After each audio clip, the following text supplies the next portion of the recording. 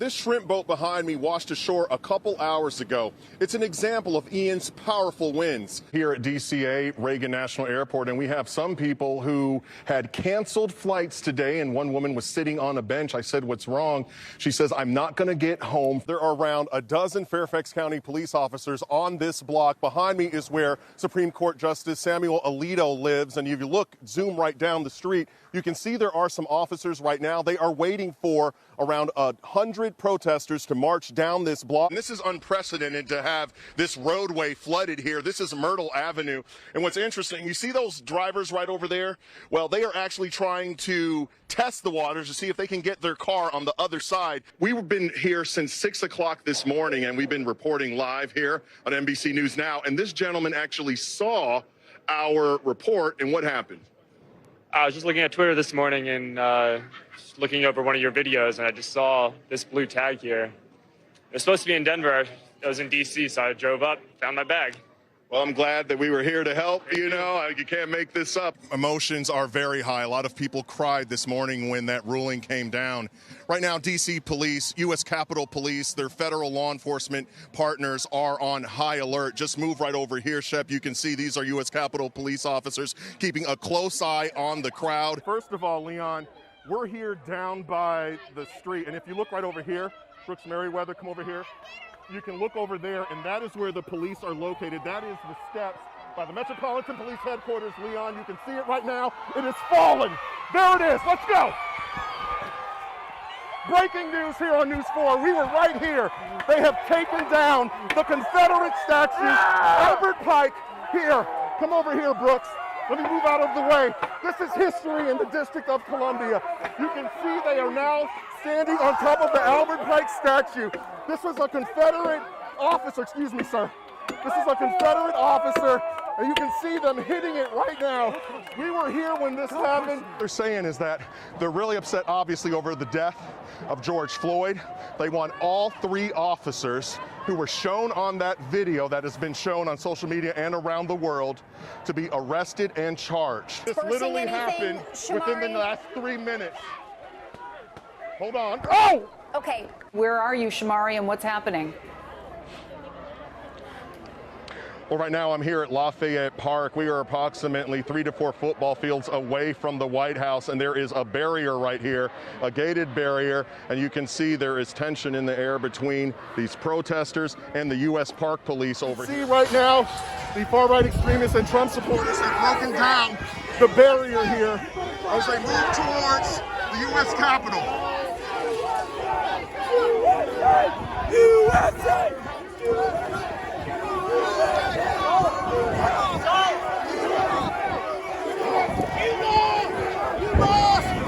And these people outside are trying to get in. This has been 50 days since the Uvalde gunman shot him. Now, he sometimes wears a fisherman's hat so that when he hears loud noises that remind him of gunfire, he can grab the hat and pull it over his ears. Shep are arrived on scene, and they're in the process of trying to put out the fire. This latest news as it becomes available. See this woman. She was shot with tear gas. Some are praying for peace. Others are angry. This community is hurting.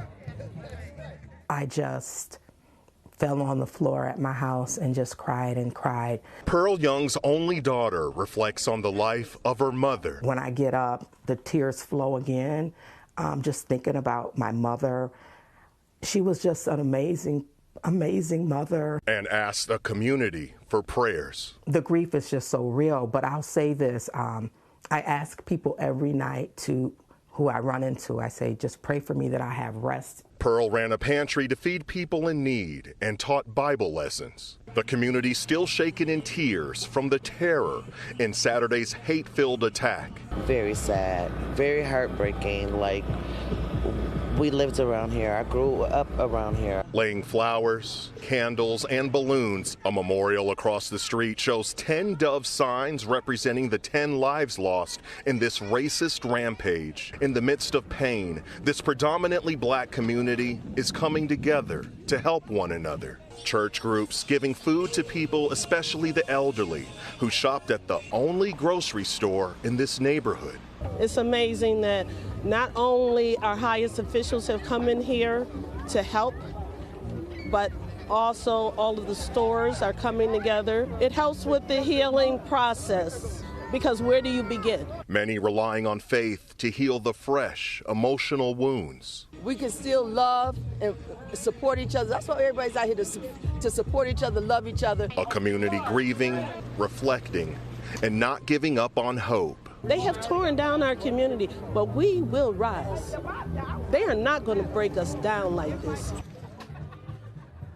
Now, Buffalo's mayor tells me that City Hall and other landmarks will be illuminated with the color orange to promote sensible gun control, but also in remembrance of the 10 lives lost. Well, the D.C. snow team has already sent out trucks as of 8 o'clock pre-treating the roads, primary and secondary roads, along with ramps, overpasses, and bridges. Right now, I'm in the Farragut Salt Dome in Northeast D.C. You can see all this salt here, all this brick here tumbled down. We found out that there were people actually inside some of these rooms. Fortunately, it's amazing no one was injured. Yes, business is hurting them definitely tonight. Right now, I'm here at National Harbor at Redstone American Grill, sitting at this fire pit. On Friday nights, there are usually people sitting all around here drinking hot chocolate. But tonight, there's no one here. Eligible veterans, their families, and caregivers can apply for PACT Act benefits by filing a claim with the Department of Veterans Affairs. Shomari Stone live in Washington. The Secret Service and immigration volunteers say they were caught off guard when the buses dropped off the migrants behind me. Many of these asylum seekers are from Venezuela and Cuba. They were processed by federal immigration officials in Texas, and now many are at local churches here in D.C. The migrants arrived carrying blankets, pillows, and plastic bags. David Morales, a migrant from Venezuela. He says he endured a very long trip, quite tough. We didn't expect to be left adrift here without knowing where to head to.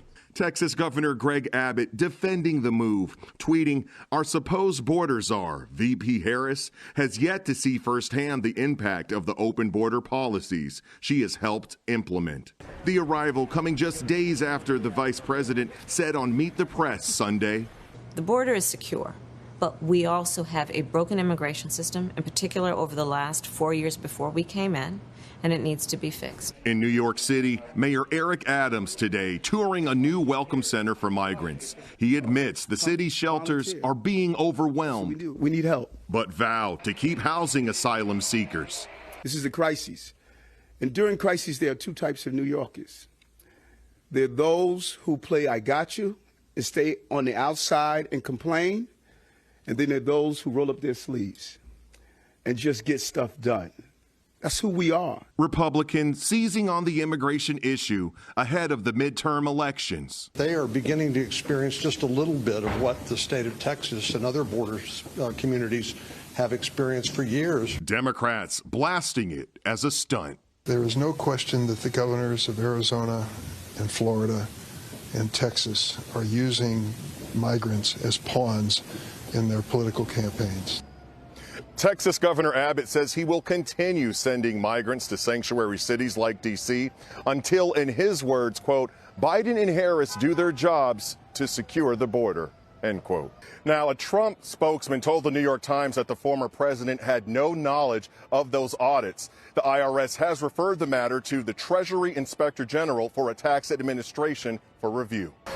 Jeff Harris vacuums the halls of Dakota Wesleyan University. He calls himself Janitor Jeff.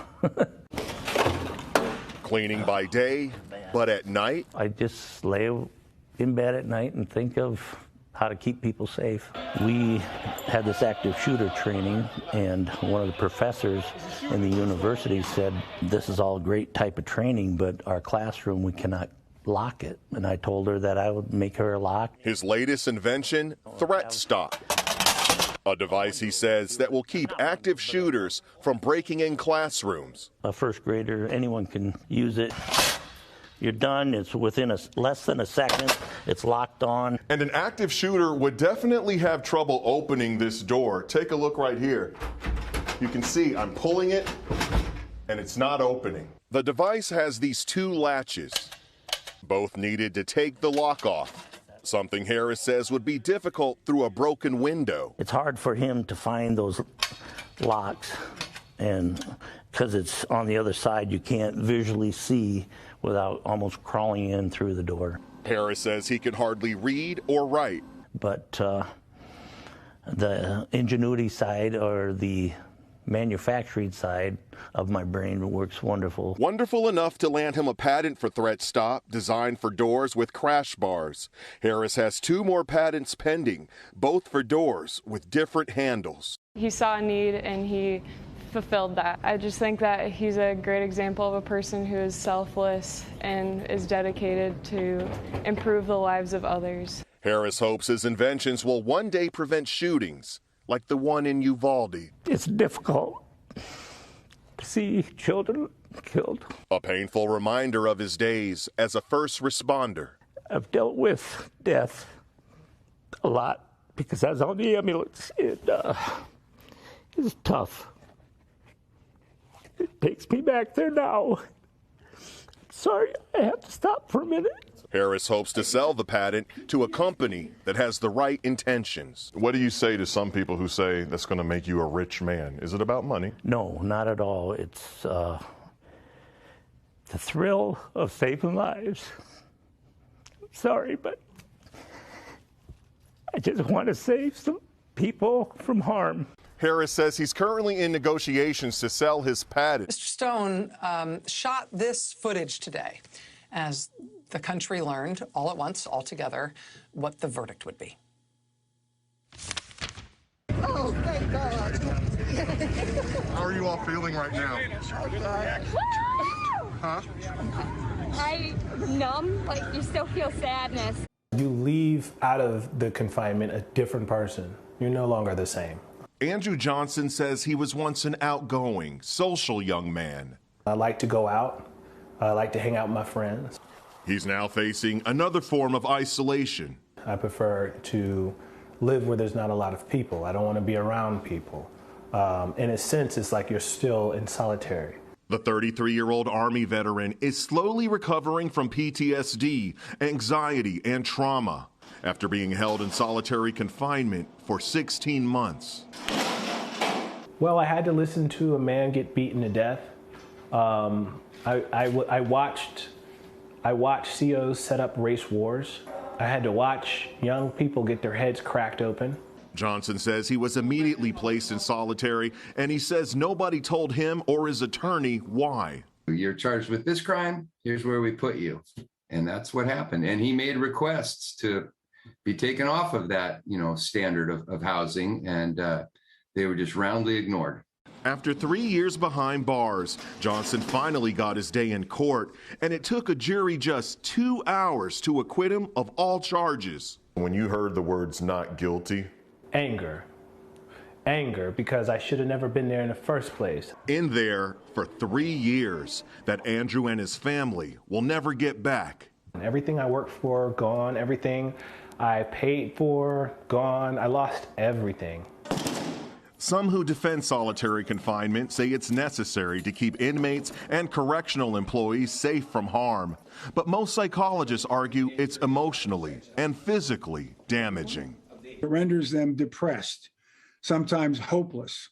The highest rates of suicide anywhere in a prison system occur in solitary confinement units. It's not human nature to be completely separated from everyone all the time. Despite all Andrew has endured, he says he remains optimistic. The good news is if you lose everything, you can get it back.